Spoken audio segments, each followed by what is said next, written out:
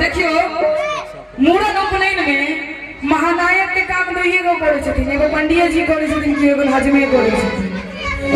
आई दिन हजमा ने कतबो पाई करे तो मामी मौसी नहीं लेथिन तो तोका मन नहीं भरे छै। तो कहबै ना कि हमारा बउआ हजमा, कि हमारा बउआ हजमा। अब बरुआ छथिन ना, बरुआ के कन्या दियो कि हमारा बउआ हजमा, हमारा बउआ हजमा, छही पर दुलार कहीं जी धीरे से चला बिहाना, रे कहीं जी धीरे से चला बिहाना, रे हजमा रे, रे हजमा रे, रे हजमा रे बहु सोले रे भैया, बउआ तूने कन बिहाना, रे हजमा रे बहु सोले रे भैया, बउआ तूने कन बिहाना।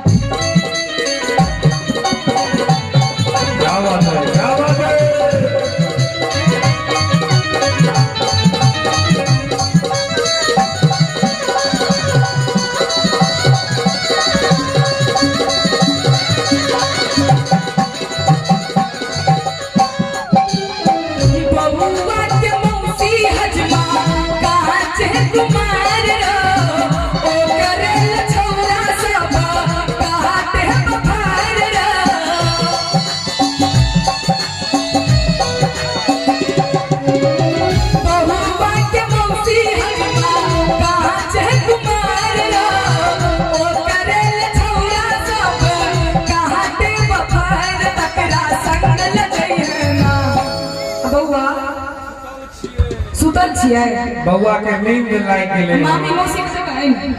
कौन हजमा के लोग ले बउआ असमंजस में छथिन जे केना कहि।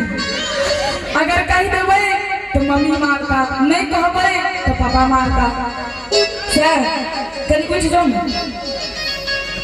बउआ एखन निनायल छथिन लाग रहलै, बउआ के बड़का विपरीत छै आय। बउआ नींद लागल छ कनी दे जाइए फिर सुत कि बउआ के मौसी हजमा आ कहाँ छे कुमार रे आ ओकरे छौरा सब कहते बफार तकरा संग ल जाई है ना, रे तकरा संग ल जाई है ना, रे हजमा रे, रे हजमा रे,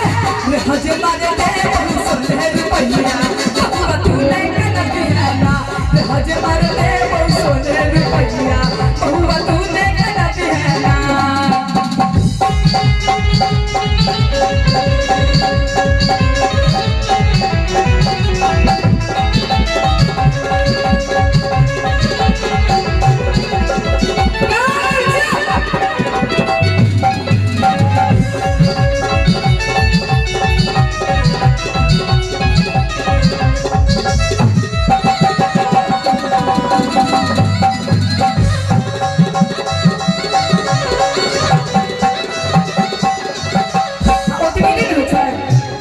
मौसी को तो कह दे तो मामियों को भी ना कि मामी कहाँ छथि कने मना दिखा दिया अंगने में छथि ना, तो मामी सुन लेथि हमर बात। हुनका ले कहबै फिल्मी हीरोइन छै रे बहुआ के मामी, ओ करेल मामा देखो बगला कलामी,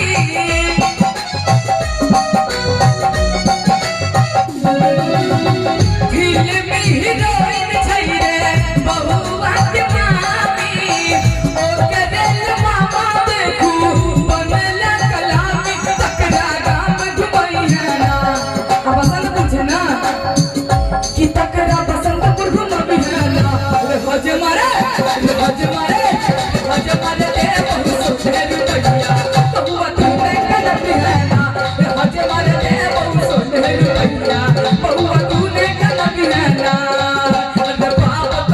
वाला बेला रे बहुआ सब धन दे तो लुटाई रे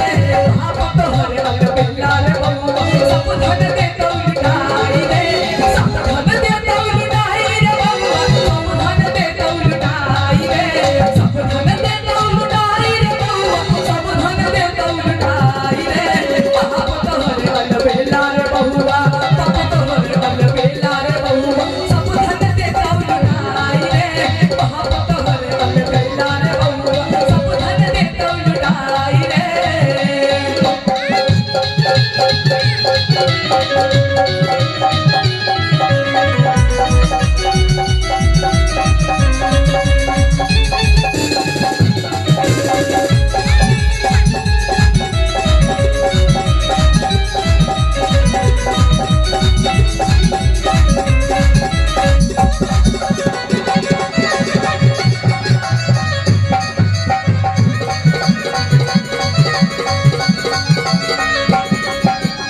हम कहलिया दीदी के नैला दीदी गाल फुले लौरे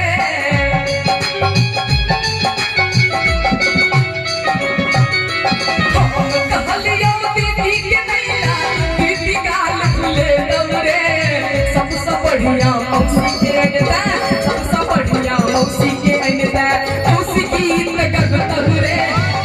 तोहरे हल बेला रे बहु सब धन दे तो लुटाई रे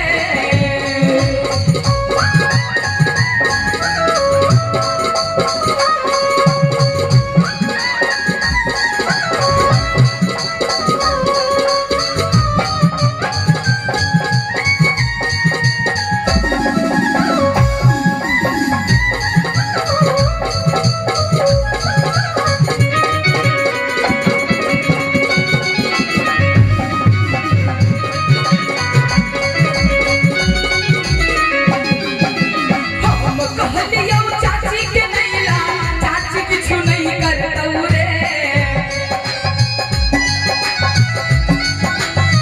हम कहलिया चाची के नैला चाची किछु नहीं करतौ रे हम कहलिया चाची के नैला चाची किछु नहीं करतौ रे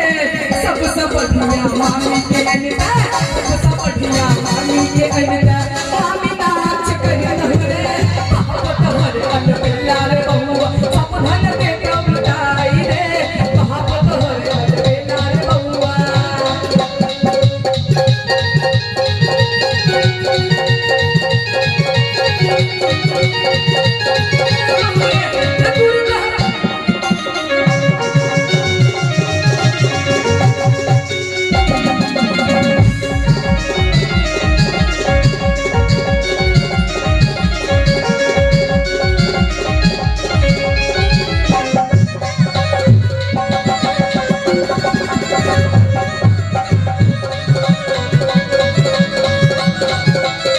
एतबी नहीं होई छी एतेक भेला के बादो हजमा के डिमांड छै से पाई कौड़ी के देबे करे छै पाई कौड़ी कुपरो से कहै छै कि हमरा औरो किछ चाही की का चाही कि हजमा मंगई छै मामी के आगे दैया के दैया हजमा मंगई छै मामी के आगे दैया के दैया और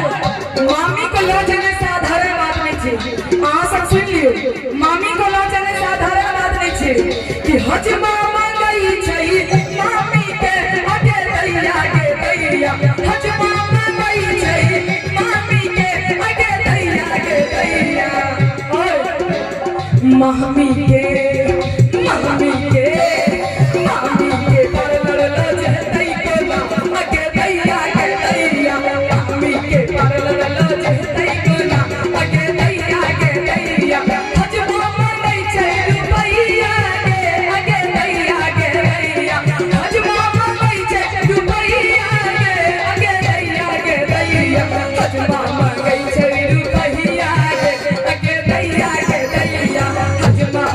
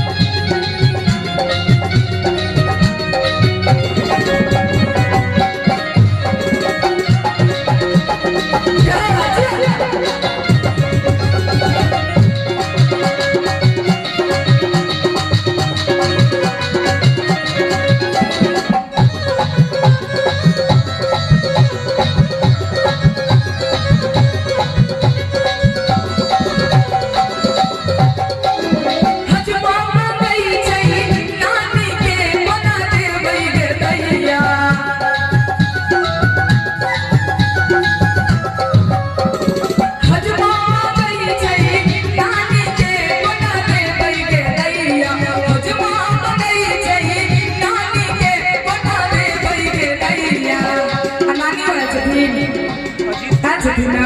का तो इतना नहीं बोल सकती नानी ना तो नानी सुनिए कि हजमा मंगई चाहिए नानी के कोना देवई के दैया अब आहाँ सब की करम नानी को तो बाबा से बोलो